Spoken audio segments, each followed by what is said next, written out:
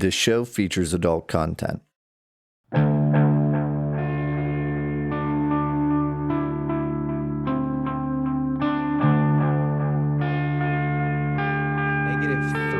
I'm going to have to hit a 6 to like success. Critical failure, you die. Failure, you roll on the injury table, it's permanent. Success, roll on the injury table, it goes away when all the wounds are healed. Raise, it's gone in 24 hours. Don't die, dude. Blew up the 6. Okay. Thank God. All right. Into an 11. -3 is 8. So that's a raise. Okay, so this will be gone in 24 hours. Roll 2d6. Unmentionables are destroyed. Absolutely annihilated for a day. That's a 9. Guts, roll a d6. Your colon explodes. 5. 5. So your strength will be reduced by a die type for 24 hours or when all wounds are healed, whichever is sooner. Ellis, you look over as just gun smoke pours out of the front of Mondragon and your brother's put down into the middle. Mondragon smiles as he uses his pace to run off into the pit. Lucky, it's your turn. Oh my God. Okay, so Abel's down. Down.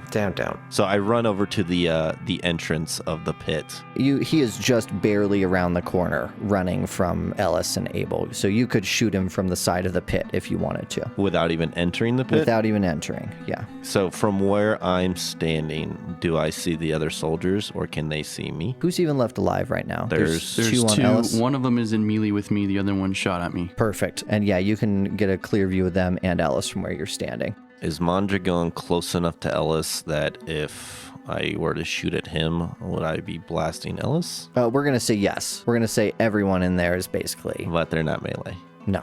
So Lucky runs to the side of this pit entrance, and he can see all this carnage going down beneath him. He spots Abel, which I'm assuming is now a bloody pool. But Abel's invincible to him, so he's not too worried about it just yet. He's going to try and make a taunt roll towards Mondragon. If you're making a taunt roll, Lucky. Yeah. As the words start to swell up in your throat, you can feel your arm heat up, like a fire is burning inside of it. If you want to, after you make a taunt roll, you can make an attack with your arm against Mondragon. Absolutely. You don't even need to ask. Cool. Let's do the taunt. Are we talking about the grandma too much? No, that's That's his all we only got on. character trait. That's his one character trait, right? So I'm And then just like, he abandoned you guys at the upright gang. yeah, I'm thinking of something. This one's for Harper's duffel bag, motherfucker. yeah, right. Wait, shut up, guys. I can't think. There's too much going on. Lucky, with fire burning in his eyes and in his soul right now, stares as the coward Mondragon runs off, and with passion he shouts at him, "Quit your running! Turn around and face me like a man so I can gun you down dead just like your abuela." All right, spirit roll, opposed by your taunt, man. Let's do it. Got a 7. Okay, so I do have the humiliate, so I get a free reroll on all my taunts. Just I do. Hey, there you go. There's a good start. That's pretty a nice. 6 that blew up. Wow. Well, that's the way it goes. 7. Oh, so it's tied? Oh, wait a minute. So should I get a +2 because I am doing something that would particularly agitate him? That's a roll. I'll That's give a you roll. that. Absolutely. Yeah, he's holding, we see the shot of him holding the handles that have his grandmother's earrings in them. Yikes. He grips them tighter and turns around with a snarl. What do you want to do to him? Creative combat table, vulnerable, distracted. I want to do a +2. I'm going to make him vulnerable, Caleb. Okay, and if you want, you're feeling a fire burning up within your arm. And it's almost like an instinct. It's like throwing a punch at someone that's just said something horrible that's standing in front of you. And if you throw it out in whatever way you want to describe, I mean... Okay. Well, I'm just going to roll this and then we'll describe it. Before you roll real quick, you can do 2d8 damage, or you can do 3d8 damage. I choose 3. Thanks, Caleb. Perfect. Okay, great. Oh, wait. Well, Oh, wait. nah, you walked right into it, dude. I didn't even think about it. Okay. All right. I'm not very smart. Hey, use gentlemen. the 3d8, dude. +2. So 7? Yeah. That hits him. He has dodge, but that's only a 5, so it's just hit, no raise. It's 12. That's not bad. He's shaken. You raise your hand, and it just heats up, just turns like your skin starts to crack. It's like shining a flashlight through your hand, but it's fire erupting out from your fingers, from your arm, pouring out towards him with your 3d8. And we see this close-up shot, the edges of your fingertips starting to burn inwards towards like the wrist of your hand, like halfway to the first knuckle. Oh. And as the fire goes out, they're left with these like blackened tips, like frostburn from fire. I think the fire moves past him and slams into the metal wall behind him, but you just shot fire from your hand. Hell yeah, I did. His eyes turn to terror and anger. He gnashes his teeth. I think with that taunt, man, he may just be going after you regardless of what Ellis does. See about that. I still have quite a bit of pace. Can Oh, I you get can to back up? cover? Yeah. Yeah, you could actually jump down off the pit into like one of those rivets if you wanted, and he would have to get all the way out of the pit to attack you. But I would also have to get all the way out of there too. Yeah, but you're quick, so 12 pace, you can make it back up there next turn. Yeah, so then I guess I just say this. I'm probably panicking like crazy because I just shot fire out of my hands. Sure, yeah. Yeah, that's fair. So I probably back up and I dip into the side of the catwalk. Yeah, I think you almost jump down like into the well of the balloon, probably Yeah, like 12 exactly. feet below the pit. And then find cover there as I kind of look nervously as my fingertips begin to blacken and crackle. The camera moves from that to Thaddeus. Where are you at? I've forgotten because Abel almost died. Makes Yeah, sense. I made it 31. So I'm 5 paces from the end of this catwalk. Here's what I'm trying to think of doing, Caleb. I know there's a multi-action penalty at some point. I have 2 actions without it, but I want to telekinesis Mondragon and flip him upside down, hang him in such a way that Ellis can still punch him in the face, but Harper would also have a line of sight on him so we can start focus firing this fool. Oh, Okay. dude, I'm so far back. I'm 14 paces back. He's saying lift him in the air in like such a way that he's hanging in the air where you can like shoot him in the belly. Yeah, he's above the lip of the trench so that you can at least see him, even if it's a hard shot. And also at the same time, Ellis can use him like a speed bag, bop him in the head. And he won't be able to run away. And any shots he'd be taking, he's doing upside down. That's got to be a penalty for him. Sure. Like Yeah. some rough footing. Look up the rules on upside down hanging shooting. And then my third action would be to, after finishing the rest of my movement into the pit, trying to figure out what the fuck Mondragon did to the mechanisms here, see if he can start fixing it. Because we don't have old boot, and the only people who have any sort of repair experience are Abel from the fucking month or something he helped old boot, and then I got that, official, unofficial rigor edge from when I fixed the boat. Yeah, you're a boat fixer. And it's a big old boat, right? It's a big old boat. It's Yeah, got to be the same thing. They both run on Ghost Rock. So we see you run over to the lip of the pit. We see Mondragon grimacing as Lucky is running behind you as you're running sort of towards him. You pass each other on the top of this lip. Yep, absolutely. The hell was that, Lucky? I probably don't even say anything intelligible as I hold my flaming hand. And let's do the telekinesis roll. Okay. Opposed spirit roll from him. Correct. I'm just going to go ahead and Benny it. How many rerolls can I make on I the... mean, you can keep spending bennies. I got bennies. The deck doesn't give me any bonuses, right? It does not. No, not without deals and such. You get a +2 against all of his trait rolls because he's vulnerable right now. So you're good and you don't spend a benny. Then I didn't need to spend either of those bennies because the first one was also a 5. It's back. Wow. Then, I'm going to go ahead and lift him up from his ankles. Thaddeus hasn't let go of that phantom deck in his hand. I don't think he's even noticed that it's there yet, but he'll lift his left hand up, acknowledge that it's in his hands. Man, everything is so confusing right now. There's a whole lot. All this weird huckster stuff's happening all at once. He just doesn't know what to do. Everything hurts. And so he goes to lift, and we see almost a bit of an iridescent shimmer around the knees and ankles of Mondragon. Lift him up, flipping him up over, probably hits his head on part of the trench, not enough to really do damage, but he'll pick him up, and then he's gonna, he can throw his spear at him, right? Yeah.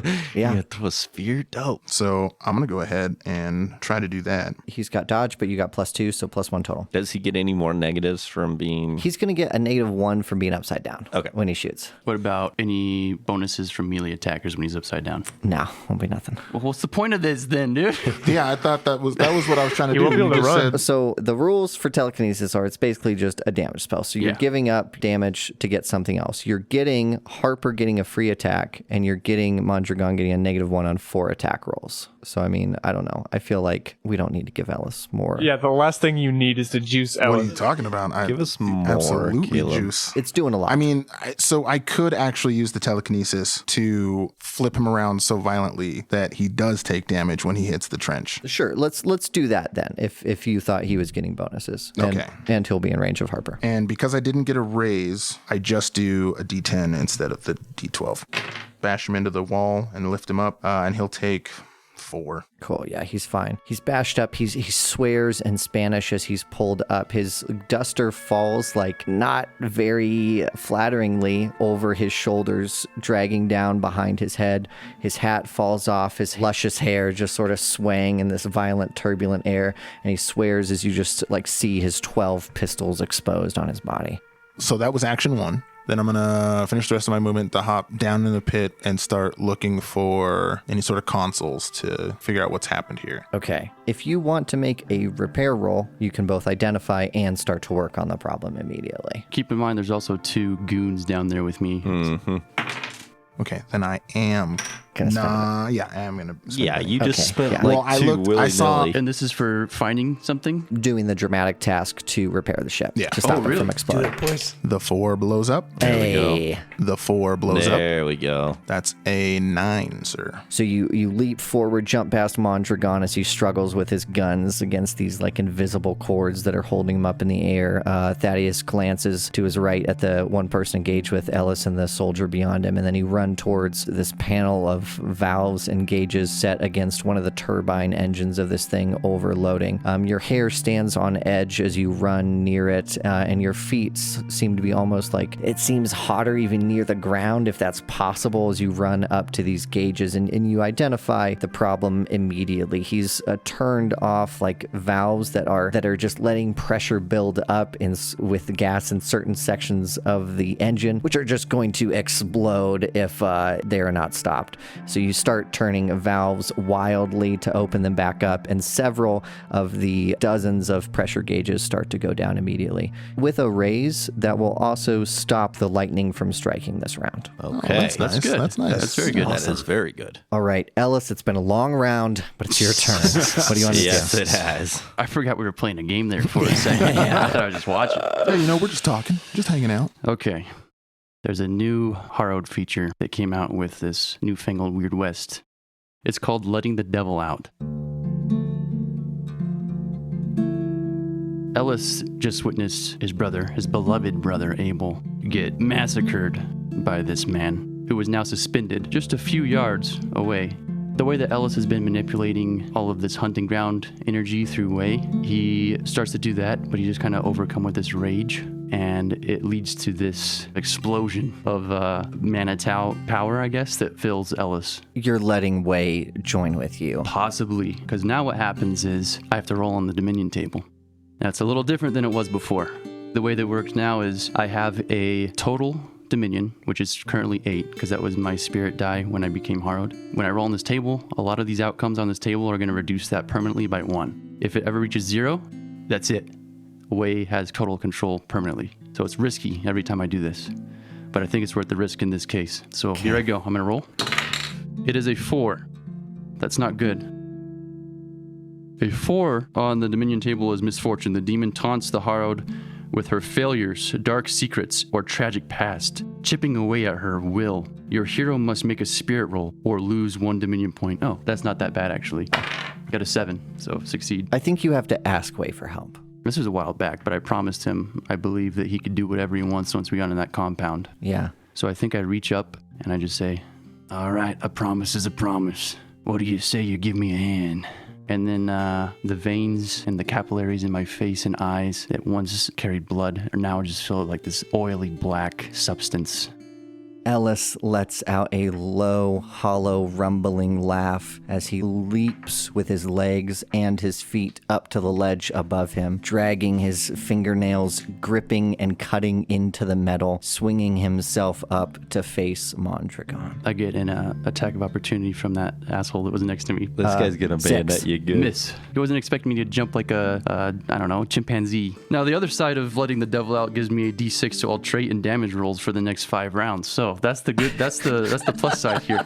Yeah, so it gives you a plus D6 to everything? or- Yeah, trait rolls. That's everything, right? Fighting and Yeah. attributes and everything. Yeah. Okay, so I'm gonna make a fighting roll against Mondragon. I think that me and Wei are kind of fighting together since I'm still in control right now. Yeah. Okay. So I think from like the hunting grounds or like a spirit site kind of thing, you would actually see the two of us occupying like the same space. Like he's like a shadowy outline of Ellis. Oh, yeah, totally. I'm gonna go for a wild attack and I'm gonna use frenzy. Okay, so let's do the math first, real Okay. quick. +2 from Lucky. +1 from having martial artists and +2 from wild attack. So +5. You're rolling against a parry of 9, which is not bad now that I'm That's seeing not your too bad. +5. Yeah, that's not too bad. This So is it's almost, almost for like sure. you're attaching another wild card to your character. I mean, that's already a hit with Oh, the raise, dude. That's 20. Okay. Yeah, that's a hit with Do you have a any raise. AP? No AP. All right, go for it. 1 blew up. 24. 24 minus 9 is 15. 3 Oh, wounds. 3. He's going to try to soak. Yeah, soak it, Mondragon. Come on, baby. He could soak 1. What are you gonna do, Caleb? What are you gonna do, Caleb? What are you going to do, Caleb? He'll ban it. You're going to roll snake eyes. He is Ellen. So he's getting a +2 to this. He blew up a damn. 6, so he's got a 10. Soaks 2. That's 1. So 1 wound. In that case, I got a Harrowed Edge I've never used before. I don't think Oh I've my been. God. I don't think Okay. I've been wounded since I've gotten it. It's called Soul Eater. I get to make a spirit roll at -2 immediately after I wound somebody with a barehanded fighting attack, and it's a free action. If it's successful, I get to heal 1 wound. Wow. So I'll do my spirit roll. It's a trait. Wow. I heal 1 wound. Nothing happens with the raise. There's a swipe with your right hand that claws out a bit of Mondragon's throat. It is caught in your left hand immediately and popped in your mouth like a piece of Chicago-style popcorn. Jesus Christ. Second attack from Frenzy. All right, so it's 17. 12. He'll just spend a Benny to become unshaken, and he'll become shaken again. Okay, cool. I got 1 Benny left. Okay, we Yes. got this, guys. And that's my turn. So here's the situation. Okay. I have 1 Benny left. We haven't drawn a Joker. In a minute, yeah. Then it just comes down to the initiative pool. Because if Mondragon gets a pull before you guys, it's going to be disastrous. I mean, he's upside down. He can't move. No, but he can shoot like a shoot a motherfucker. lot. Yeah, dude, he can shoot. He's got a- wound penalties, lot. okay? You know, he's upside down. Harper, 7 of clubs. Lucky, 7 of diamonds. Sevens. Ellis, King of spades. King boy. Thaddeus, 6 of clubs. Abel, 3 of clubs. All right, here it is. Soldiers, King That of could've been diamonds. Mondragon, Ooh, 5 of spades. okay. What do we got on the table? Oh, Nothing yikes. fun's on the Nope, table. Nothing good. Most of the Wow, brothers go wow, first. Yeah. Wow. I'm going to spend my last Benny, and Mondragon's going to take a new card. Ooh, okay. Ooh, it's a gamble. Yeah, Oh, no. It is a gamble. Ooh, Not much better. not much better. Oh, Oh, yeah, Not baby. much It's better. eight Just of enough diamonds. better to jump it is. 3 people in line, though. Yeah, 8 of It diamonds. does, but Ellis also has a king. So. Yeah, Okay. Spades before diamonds. Okay. You're first, I gotta go Ellis. again. So I'm gonna take a multi-action penalty. Just gonna take my attack action twice. Hit with the raise. I believe it. This might be it from Mondragon. This is definitely it for Mondragon. He's getting 4 attacks on How him. much? 12 plus 8, so 20 plus 6, 26. But here's the thing. There's an 8 and a 6 here that both blow up. Ooh. So 30? His neck wound bursts open, running down in a torrent on his beige uniform, across his streaked black hair onto the metal floor below him. Blood in the sand. He has an edge he's Uh-oh. acquired after the last fight with the boys, called Dragon's Fury. Instead of becoming incapacitated, once a 4th wound is applied to the character from a target of their revenge, they make an injury roll as normal. What? So he just injures somebody as he's dying? No. He's rolling on his injury table, He just takes an injury instead of going out of the fight. perhaps. The unmentionables. Okay. fucking Ellis punches him in the dick. Hey, he's upside down. He should normally punch him in the face when they're up there, you know? And then he makes a vigor roll. Oh, he's as got good normal. vigor. If the vigor roll is successful, they remain conscious and the battle continues. What? He rolls a 6, -3. No bennies left. The dragon's fury is abated. He fails his incapacitation roll. His unmentionables are permanent, and he's bleeding out with your first attack. He's just suspended there in the air, right? Yeah. So I think that while Ellis is letting the devil out, his fighting style shifts to something more akin to Wei's, which is mainly like just a series of frenzied strikes like a wild animal. Like wicked haymakers or something. I'm imagining like just a wild claws. clawed Yeah. gorilla. A gorilla or like a tiger or a cougar, whatever you want to picture, whatever animal you want to picture in your mind. So you mentioned last turn, the first strike took out a chunk of his throat, Yeah. and I ate it. Yeah. I think that Ellis and Wei together keep going. Ellis's hands, almost as if they have claws on the ends of them, are just ripping through his flesh again and again and again, so that the half of Mondragon's body that's facing Ellis and Wei just slowly gets ripped to pieces until from like head all the way up to his growing, where the death blow when he finally dies, is just blood and bone and guts, and he's just hanging there in the air as blood drips down to the scalding hot steel below. The smell hits the nostrils of the two soldiers left as they make fear rolls at -4. Yeah. We're going to roll on the fear table for them. Both of them have heart attacks. Oh Wait, are you my serious? god. Yeah, actually serious. With a What are +4, the chances absolutely. of Because that? that's fucking... All he needs to do is roll 16 or It's a better. 23 and a 24. Oh, their hearts are bursting. They clutch at their chests as they fall back. We see like Mondragon's body turn to face the rest of the boys, torn down to the shreds of bone hanging in the air as Thaddeus desperately tries to get this thing under control.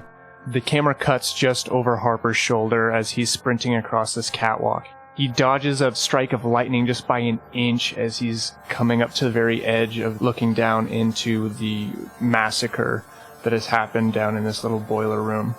He sees Lucky to his left with his fingers starting to turn black. He looks over and sees Thaddeus frantically working on this machinery. He looks over and he sees Ellis standing over Abel. And then he takes a couple steps back and moves over to the edge and leans down to help Lucky up onto the top of the catwalk. Harp, help me up here. I can't believe we're alive. Lucky goes over and surveys the pit below him. You look down into the scene described below, but also into the horror of watching two men dying from heart attacks after seeing your brother. Both of them clutching their chests, clutching at the wall. One of them tries to move, stumbling, slipping, looking back in horror at Ellis as he collapses to the ground. Abel's hit hard, guys. I need some help down here. Jesus Christ, Harp. What's going on with our brother?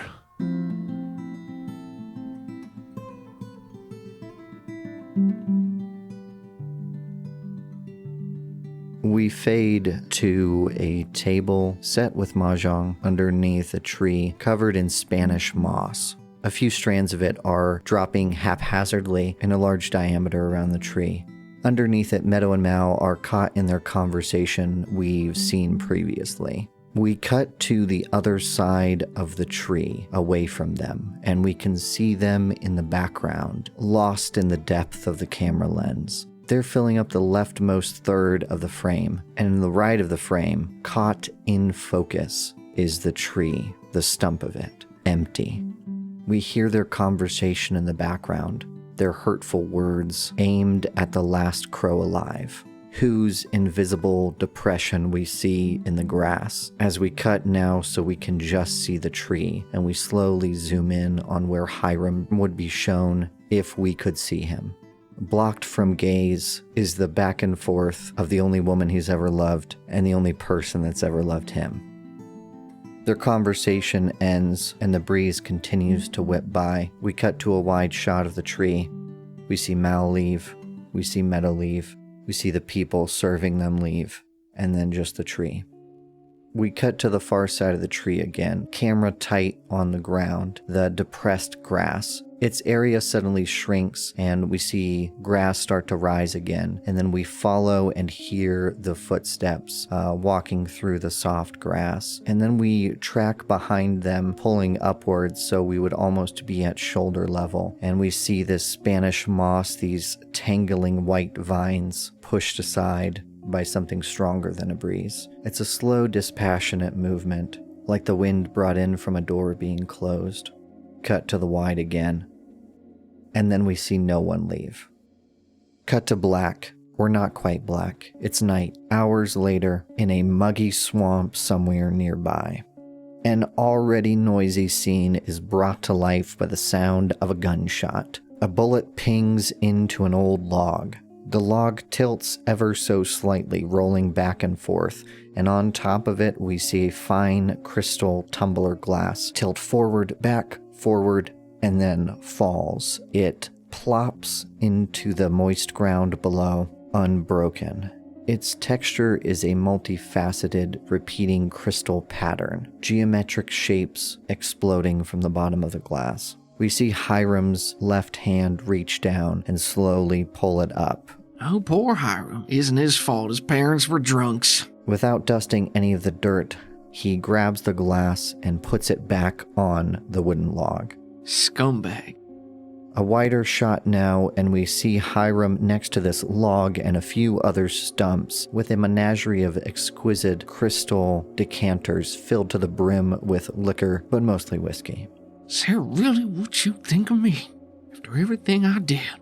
There's a smattering of other bottles nearby on stumps, and we see Hiram's forgotten deck of cards somewhere behind him. He takes the glass and slowly puts it back on top of the log until reaching to the left of it with a grimace. He grabs a bottle of rye whiskey and uncorks the top. He moves to the glass and pours himself a tall drink all the way to the brim. Better look fine at gold painting for it and digging. He corks it before putting it on the log nearby.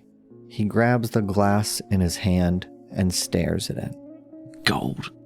And then puts it back on the log, turns back around, moves 10 paces, turns around, Idiots. and once again misses his shot.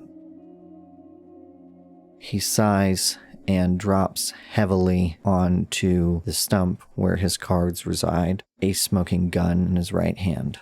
We see his left hand cutting a deck of cards over and over upon itself in a one-handed shuffle. Spits, raises the revolver. We see his hand quivering, his eyes wide, glassy, maybe a little hollow. He pulls the trigger and the gunshot echoes in the swamp, and the stump waggles again. God damn it! He throws the revolver at the stump. The clatter of metal as it rattles to the ground. His one-handed shuffle fails, interrupting itself, and the cards flutter out to the ground as well. Hiram stands swaying slightly as he looks at the crystal decanter on the log before he bends down and slowly gathers the scattered playing cards, turning them over in his hand, flipping through them. As his fingers slide over the cards, we see a phantasmal blue glow wash over the cards and his hand alike. He takes a slow, deep breath in through his nostrils, blows it out as his eyes flick over the landscape in front of him. I want to talk. The words ring out, both in their sound and their significance. The darkened swamp becomes quieter. The pools of dark, dirty water turn black around you in the swamp and start to come up. Hiram looks around his feet as the water rises to like a solid inch above the bottom of your soles. You look around to a surface like glass, barely any reflection on the bar-smooth surface. There's a figure about 10 feet away from you, somehow more lit than the environment around them, like a sickly pale gray light is coming from somewhere inside of them. 2 legs, the color of aged porcelain, move up to knees 3 feet off the surface of the water. A foot below that is the thing's face, peeking out between its folded legs as it sits on the surface. 2 spindly arms, the same sick white color, wrap around the thing in a self-hug. It's all wire, no bulk to the thing. Its eyes are empty, dark red holes on a gaunt face. It's like if you took the face of a person and just pressed your palms down against their ears and they deformed like putty in your hands, caught in a permanent scream of a face. A shallow smile is set upon black, wet lips. The Manitou speaks out in a coarse whisper. So talk then. Hiram's expression is one of barely concealed distaste and revulsion as this creature appears before him, and he nods his head towards the stump holding the decanter of dark liquid, and he says, you want a drink? Help yourself. Told you. Ain't no need for that. What do you want? How people just talk, you know? They just on and on and on, and what the hell do they know? The thing is stunned into silence by the irony. You make all these plans, you know? You make all these plans, and people don't understand, and they don't appreciate it. And So someone's put one over on you. You want revenge? no, not exactly. Not like that. Well, People love to just look down on you. You know, they think you're scum of the earth if you don't have that silver spoon in hand, and they just don't know how good they got it. And some of us ain't got that family to fall back on. It's just us against the world. And then you try to bring other people in and, help them out. And is it really so bad if you expect something in return? Just a little something, little gratitude. I don't know. hey! Thank you, Hiram. I appreciate that you appreciate me, Hiram. The thing looks up with a stunned expression, Hiram pacing back and forth in front of him. He waits a few seconds, and then his dark lips close. He pulls the ball of himself up tighter and waits. A soul's worth more than a few minutes anyway. And she doesn't trust me. How could she not trust me? Me! After everything I did, everything I set everything up, made my way here. I'll put down my shovel, I tell you that much. Find some buried gold. If you're talking to me, you can't be too trustworthy. Oh, shut up. Shut up. I thought you wanted to talk. Or you just call to yell at somebody. That ain't what we're here for, boy. You're here because I told you to come here. Now you shut your goddamn mouth or say something useful. In a second to Hiram, and in a good long while to the thing sitting before him, it considers the options of hostility it has. It picks through every trick, every antagonistic action it could take. It combs through every thought it has on how to hurt the huckster that would dare say that to him. He selects the option of most grievous injury. And with a smile, he flashes away from existence, and Hiram is back alone in the swamp. Oh, shit.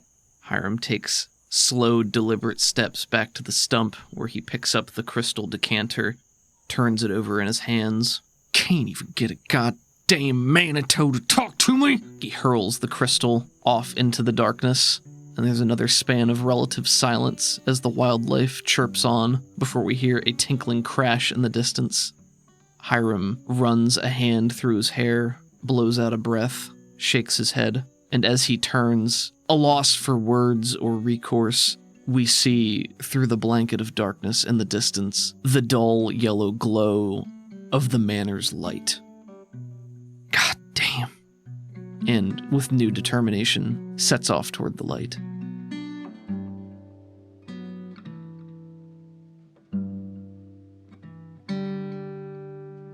Through providence, or perhaps through magical means, Hiram Crow finds Thomas Crane that same night, sitting on his porch in a chair, reading a book. It's a rocking chair, much older than Thomas, although he's not using it for that purpose. He's in night clothes, loosely falling around his body, navy blue and white stripes, lit by the oil lantern by his side. He's a bulk of a man, but his intimidating figure is undercut by his intense curiosity at the book placed before him in his lap. His whole body is sort of curled up, entranced, caught in the spell of the words. Evening, Thomas. Fancy finding you here. I could say the same thing to you, Hiram.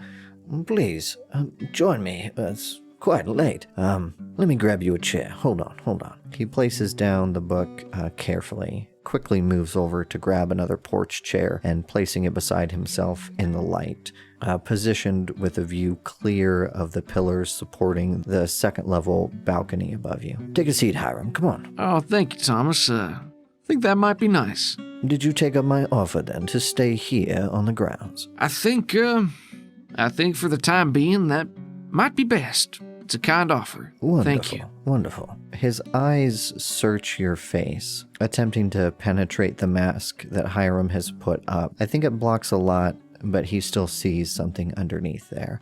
I would love to have someone with your expertise so close to me. I have no one to talk about these things with, and, well, he kind of shakes the book that he's now holding again. It's just nice to hear it straight from the source instead of reading from someone that died before either of you and I were born. Hiram, well, I can't help but notice. It's awfully late. It seems like something is bothering you, he says with sincerity. I think there is a begrudging quirk to Hiram's mouth and a small smile, and he shakes his head a little bit before looking to Thomas. Well, clearly a very perceptive man, Thomas. I am very good at reading people, Hiram. It's true. Don't fault yourself for that. There's a beat. It, of course, is very ungentlemanly of me to inquire, but given the circumstances, and I think it's only fair, I know a little bit more about you, he says with the tinge of a threat. I think that makes Hiram's smile take on a slightly different tinge. Certainly a man of the people, Thomas. I suppose it's only fair that you know more about the folks you spend your time with, but maybe that's part of what I'm curious about. You spend a lot of time in the light, talking to folk. You got a whole mess of people. He waves a hand behind to the house, which is presumably filled with servants. You got plenty of folk who hang on your word, your every word, your beck and call. What makes you want more? What helps give you the fire to make the world in your image? You know what I mean? Thomas's ego pulls his face into a smile at the mention of his skills as an orator, and then is turned into a frown at Hiram's deflection, and then quickly back into a welcoming smile as he sits back in his chair. We only get one shot at things, Hiram. That's it. Bang, you're dead. I wake up every day, and I remind myself that is the last time I'm going through that day. He thinks about sharing something further for a moment, but then continues with the pleasantries. What's important is this. You've got to find something you want, and you've got to strive for it. You can't let anything dissuade you from that goal. Thomas questions himself for a moment with a pause, as for the first time the thought of Hiram having ulterior motives crosses his mind, but then is quickly pushed past by his ego. I'm good with people because I try to figure out what they want, Hiram. You don't exist in a vacuum. It doesn't matter what I want if no one will help me get it. I spent practically my whole childhood in my brother's shadow. It was a strange thing, Hiram, to be so locked up in someone else. I looked up to him. He didn't hate me, and I didn't hold anything against him. He was just a better man than I was. And then he died. It's at that time when I realized I didn't want anything, Hiram, in the whole goddamn world. I just wanted what he wanted. There are two kinds of people, Hiram. There was that child, and there's my brother and I. You've got to be the one pushing the lead, and you've got to bring other people with you. The shifting power in Thomas's head compels a question from his mouth. What do you want, Hiram? What is it that you're going to go after no matter what? Damned whoever tries to stop you. What is it? My future. I understand something about what you said, living in someone's shadow. Except for me, it was my parents. Bunch of ne'er-do-wells, drunks, really. Mostly what I was known for, having to break on out of that and figure out what I want. Like you said, it's you wake up, you only get one day at a time, you can't undo it. It's gotta keep getting closer and closer. I think that's what we all want, but you talk about bringing people with you, and I think, what if the people you're doing it for, you're a political man. There's people who support you, sure, but how do you bring around the ones who don't like you? You know, you're doing it for them, right? You're trying to make their life better. You know they'll be happier in the end. Certainly. It's all for the best, right? How do you make them see that? How do you bring them along? Absolutely. You've struck on something absolutely vital, Hiram. None of us know what we want. Only the very strongest can pluck it from their consciousness and find out what actually drives them. And yet, in the irony that God has laid out for us, we can see it. I can see it. With perfect clarity, written on the face of everyone. You can tell what a person wants deep in their soul, even if they don't. You've got to find whatever that is, Hiram, and twist it. Twist it until they know what they want. You need to stop taking no for an answer. Go after what you want, Hiram. That's all it's going to be. You or them. Whatever wall you're up against, there is a tool to smash through it. You just haven't found it yet. Why do you think I'm reading this book? He shakes it at you. As Thomas waxes philosophical, Hiram is listening and he nods. His gaze is cast out, away from the light-bathed porch into the encroaching darkness beyond. And when Thomas says things like twist them, Hiram's expression flickers, and I think we see doubt, something questioning there as he wrestles with thoughts internally until he finally speaks again. That's all well and good. You're talking about the ability to convince them to do what you want to do, but what if you don't want to just convince them? You know, what if you want them to see for themselves, to just know, to understand, to feel that way? Isn't that a difference? Crane gulps. Patches of his skin burn. A flustered dread builds in his head. Hiram, that isn't a skill I have. That's not a thing I think you, or I, or God, if he's up there, can do. Crane's intensity breaks as his tense shoulders sag, and he slowly sloops back into an actual seated position in his chair. Hiram, those purposes, well, they're counter to each other. You can't talk someone into something and have them genuinely want it. You can discover what they want and lead them to it. However, the other way around, Hiram, well, I just don't know. If you want someone to do what you're talking about, it's a price tag. 1 for 1. You for them. You get what you give and nothing more. Whatever it is you want, Hiram, that's the price you have to pay. I would highly doubt its value. The words of Thomas Crane hang in the air as Hiram turns to look once more in the darkness. He pulls out a cigarette, lights it, and blows a soft plume of smoke as he considers his answer. We find Hiram pacing once more, this time walking a circuit around the interior of an open-air stable. The structure itself is large and sound, but the great sliding doors on either end have both been rolled back, allowing a channel for a cool breeze to blow through the sticky night air. Stalls line the stable, with horses filling some of them. It's quiet at this time of night. There is hay and straw strewn about, small motes of dust drifting in the air as he scuffs feet along the dirty ground. From the path he's carved through the straw, we can see that he's been walking the circuit for some time. He draws to a halt in front of a stall, resting his hands on the worn wood in front of a Palomino horse. One hand reaches inside the pocket of his coat and produces a pack of playing cards, which he begins to thumb through and cut with one hand, as he had earlier. The other hand strokes the soft, short hair of the horse in front of him, and he murmurs to himself, "Maybe then. Maybe." As he thumbs through the cards, we see a spectral blue light in the darkness. A figure appears off camera, summoned from the hunting grounds by the huckster's call, waiting, as it always does, for the deal to come.